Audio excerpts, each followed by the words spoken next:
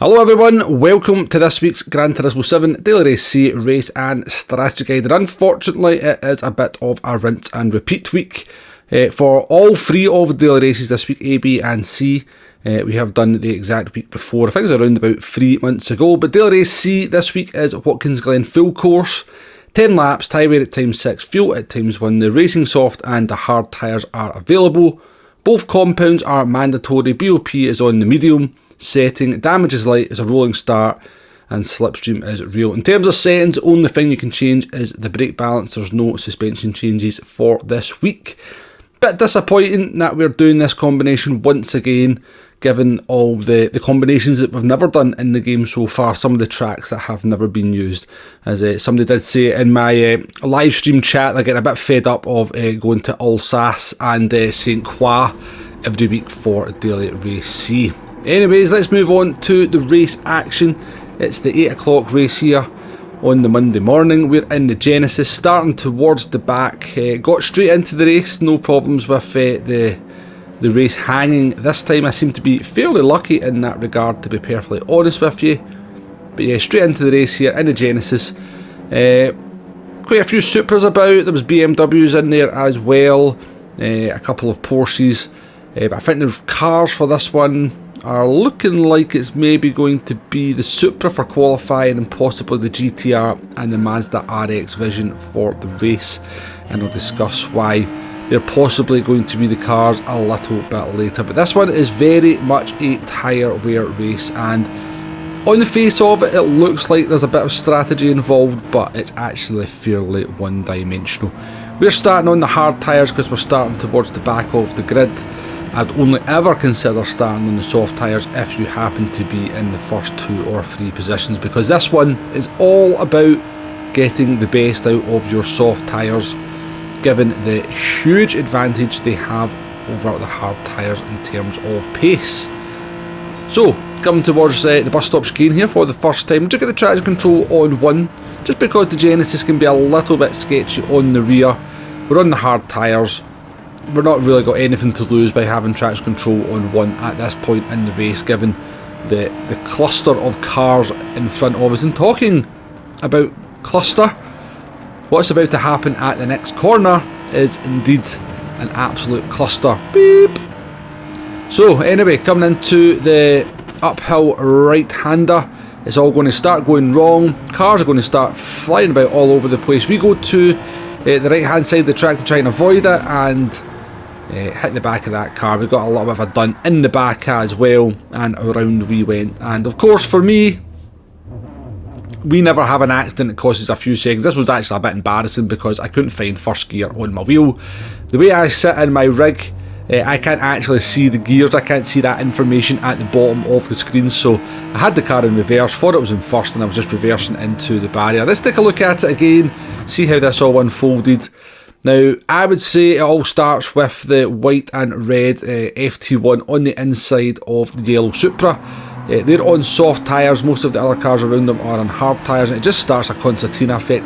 It's what basically happens is that people are just not kind of lifting, they're not kind of seeing an accident unfolding in front of them and taking enough precautions. And to be honest with you, I was probably a little bit guilty of that myself. I thought I'd made the right decision, seen it unfolding, moved myself over to the right hand side of the track, and unfortunately that is also where the accident went, and it took us ages to get the car going, and it was pretty much race over. But we persevered, we carried on, and I'll keep showing you what happened in this one. So coming towards the end here of lap 3, people actually started pitting off the hard tyres. Now I knew that was too early. I knew from doing some testing the night before in the open lobbies that was going to be a mistake. However, it's a mistake in terms of you're definitely going to run out of soft tyres towards the end, but is it an actual mistake given the way the dynamics of the tyre wear and this race works out? We'll discuss that a little bit later on when we look at the strategy options. But we're going to come into the pits here at the end of lap 4, which I knew was also maybe just a little bit too early.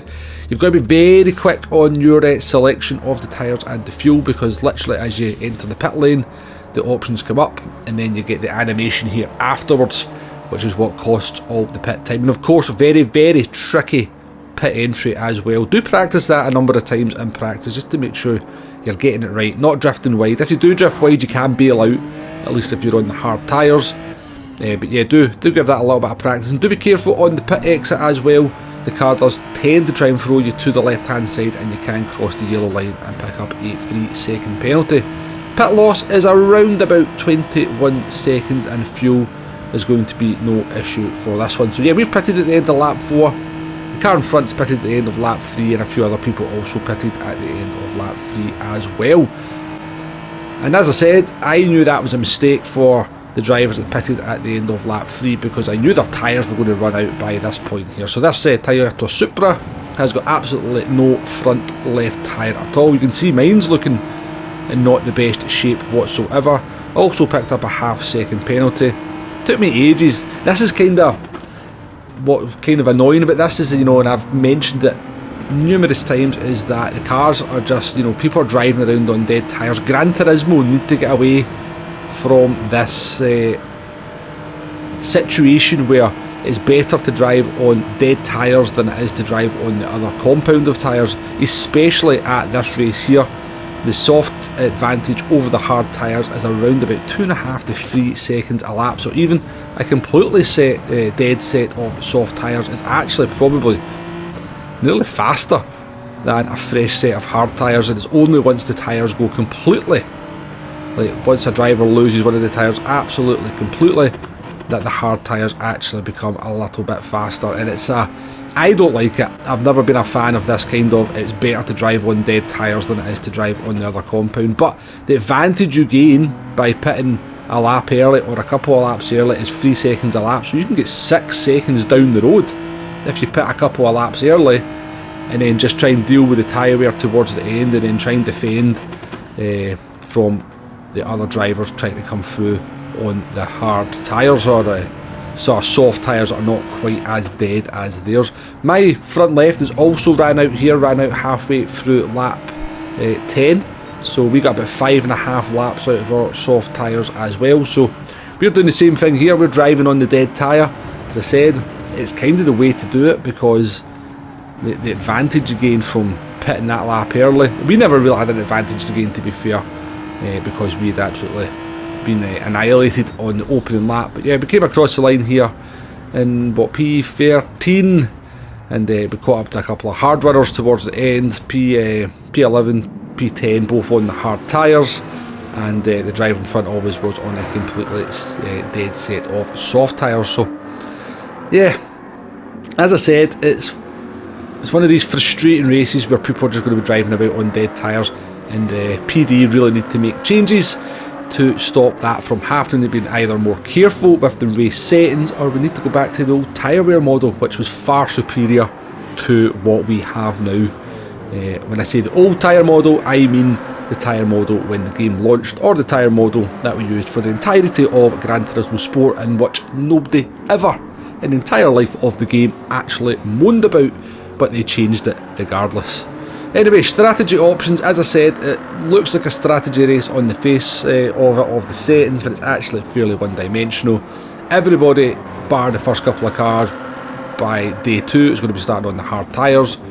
You're going to run the hard tyres for 3 to 6 laps. If you pit at the end of lap 3, then you just have dead soft tyres towards the end, but the disadvantage of them is not that massive compared to, you know, a set of soft tyres that's not quite dead, so you can do it. But yeah, that's basically your strategy options for this one. Most people will pit lap 4 or 5 from the hard tyres, then onto the soft. It's going to depend on the car, it's going to depend on the driver.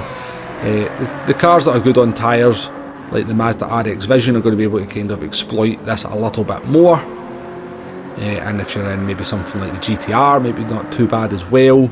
MR cars are going to be a nightmare, because they're just going to have no rear tyres towards the end, and dead rear tyres is at least harder to drive than it is to drive dead front tyres. But yeah, let's move on to a lap guide. 200 board for turn 1. We're in the Genesis here, brake balance at +5. We've just put our soft tyres on, we've done our out lap, and yeah, 200 board for turn 1. Be careful on the exit as well, because if you go over the yellow and red curb, you pick up a penalty, and try to use the camber on the inside of the corner to help the car round. After that, it's a full blast all the way down to the bus stop chicane, somewhere between the sort of 400 and the 300 board for the bus stop chicane. You can abuse the curbs quite heavily. Get your car into the camber of this corner here, helps the car round. If you run too wide at that exit there, you will pick up a penalty. 200 board for the downhill left-hander. Again, there's a little bit of camber in there that will help the car round. It's not completely obvious to see, but once you get your car in the groove, you can definitely feel it. It's a 200 board for the uphill corner as well, maybe slightly later than that. Again, make sure you get your car into the inside of the corner. It just seems to be a little bit more grip there as well. And then again, I think it's 200 board for this one as well. Again, get the car over slowed, get it into the apex, and again, be careful on the exit. Easy to pick up a silly penalty. Just before the 100 board for this corner here. Be careful on the throttle in this one. You're going over the crest of a hill. Car goes nice and light. You can hit the throttle too hard and spin off. Fast left-hander here, just a lift off of the throttle, and I use the big advertising board behind the fence as my braking reference for the last corner. Just a dab of the brakes, maybe down a gear, maybe not even down a gear if you're looking to save a little bit of tyres. And that is a lap of Watkins Glen Full Course in the Genesis Group 3. I've got another full, probably more comprehensive race guide for this one from when we did the race 3 months ago. I'll leave a link for that if you want to take a look at it. But yeah, hopefully this video has been useful in some way, shape or form. I'll certainly be doing my fair share of this on the live streams, but I am a bit disappointed, not only by the fact it's a recycled combination, but just the way the tyre wear is working in the game at the moment. But thanks for watching, folks. Catch you on the next one. Goodbye now.